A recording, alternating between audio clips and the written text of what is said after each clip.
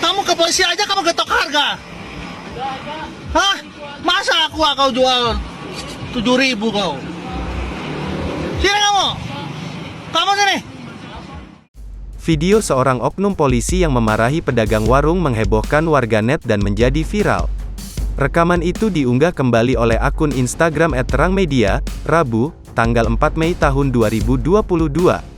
Menurut keterangan, oknum polisi itu mengaku tak terima dengan pedagang tersebut karena harga air mineral dirasa terlalu mahal. Seorang anggota polisi marah-marah kepada pedagang karena merasa diketok harga saat membeli air mineral, tulis keterangan dalam unggahan video. Video direkam oleh oknum anggota kepolisian tersebut sendiri dari mobil miliknya. Rekaman video dua sisi itu menunjukkan suasana depan warung si pedagang dan dalam mobil yang berisi oknum polisi beserta keluarganya.